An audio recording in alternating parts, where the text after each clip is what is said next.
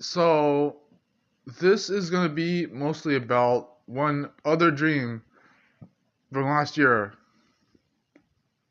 that already had involved Mackena.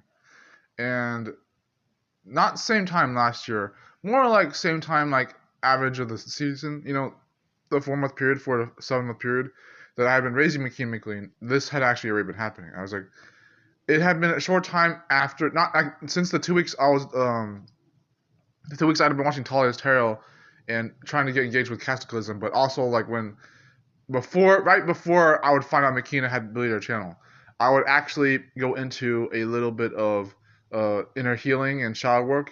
But this was sometime before I went to the retreat bug out house for Hurricane Beryl in Houston, and in deeper Houston, like in the Cypress area. We went into Hurricane Beryl hit, but I think it's been like before that, or maybe even shortly after that, or after right a few weeks after, like the sickness had stuck in, and after McKean had already been gone, but before that was like everything else.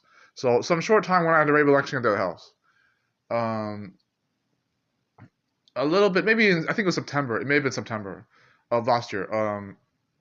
I had a dream where McKeena and I had switched places, and this is a very peculiar. I talked about this before on a Teen Post.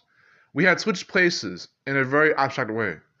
The version I could see was what I could anticipate was maybe McKenna's Mr. McLean and Mrs. McLean. And McKenna had some levy, but I was the one who could choose. And how this worked was I put a little bit in Teacot, by the way, with Parcel and Gate fighting Christopher and Boyd in Space City and Two No More. But what happened in this dream is I was seeing a man crying in the corner that looked like Richard Witt. And I would go comfort him, and I could tell this was Mr. McLean's energy. So I would comfort him a little bit, and McKean would be okay with that.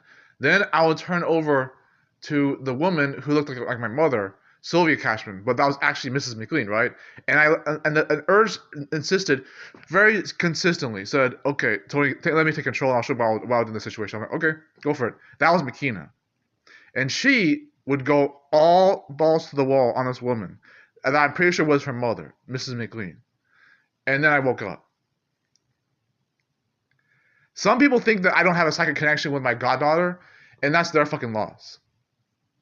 What I had since the full moon in Scorpio eclipse of last year's April 8th is the same as what's probably going to happen this year with April 8th, 2025 full moon eclipse. It was real. It was legitimate. I trusted myself, and so did McKeena.